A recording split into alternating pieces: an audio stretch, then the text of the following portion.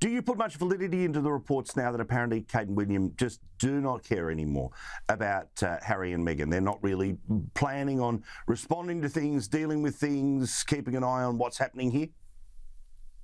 I mean, listen, we've all managed to just catch our breath over the last couple of years. I mean, it was literally scandal after infighting after scandal. I mean, we kind of had enough of it, haven't we? And I mean, you can imagine that they have as well. I mean, the fact that is, the train is moving a little bit faster now. We've had the sort of wheels of change grinding into position. Again, the language of Buckingham Palace has changed. We've had the year anniversary of the Queen's passing, and now what are we going to see over the next few months? That includes Harry and Meghan as well. I mean, Harry and Meghan were over in Dusseldorf just a few days ago, again, for the Invictus Games. You saw a bit of it over here. I don't think it was as a big deal as when Harry was within the royal fold, so to speak.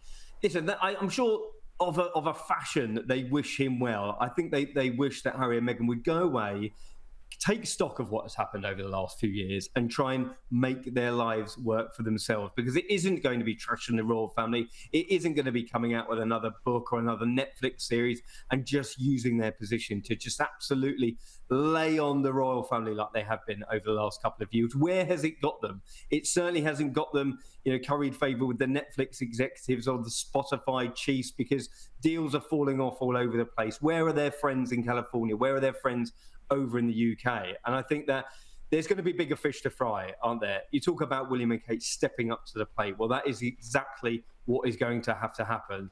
I said about the King being 75 nearly. He's a sprightly 75, but his days of big international travel, of this relentless schedule that he likes to give himself whenever he's touring, are not going to last forever. And it's going to be up to William and Kate to take the mantle. And Harry and Meghan don't fit in the picture when that's concerned.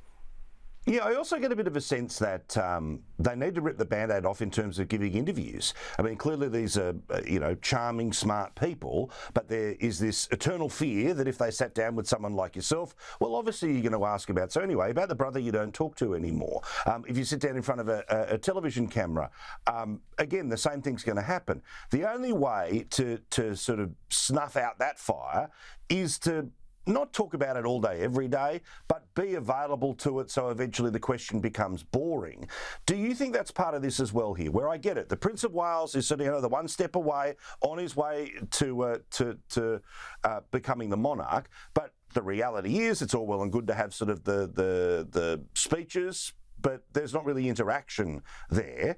Do you think that they've got to sit down and actually do an interview sometime soon? Because it feels like to me, the longer they put it off, the bigger the impact when they respond to everything that's come their way the past couple of years. Well, listen, we haven't really heard from William at all, haven't we? We've, I can speak to people in the palace all day long, and they will tell you that the mood music has shifted from one of disappointment, anger, to pretty much wanting to leave Harry and Meghan behind, get on with the job in hand.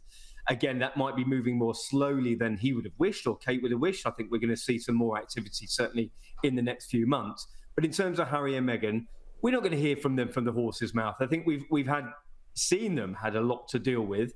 They've taken the tact of not saying anything and just let Harry and Meghan rise to the sun and burn out, as you will, because how much more can they say? How much more damage can they do? And I think there's been a sort of rowing back of opinion on them. Everybody may have said that Harry had an opportunity and a right to give his side of the story, but once it became, day after day, week after week, it was just getting a bit tiresome. So, listen, I think he needs to kind of step back, take a stock of what's happened over the last couple of years, and so William will as well. And that will speak volumes through his work, I imagine. He might we might get a book out of him somewhere down the line. We might get a proper, honest interview, because I don't think we've had those concepts even muted, whether it's from the palace or from himself, about how he really feels about his brother. But I can tell you, sort of the people that I speak to day to day are pretty much saying the anger has dissipated, the disappointment has dissipated. It's about trying to get on with his own life now and trying to better himself and try and work towards the sort of the king and country, as it were. Russell, awesome to talk to you. All the best. Continue on with the hardcore job of trying to keep across multiple people who sometimes want to talk, often don't want to talk, but you're the bloke who gets the story. Appreciate it. Anytime, mate. Thanks so much.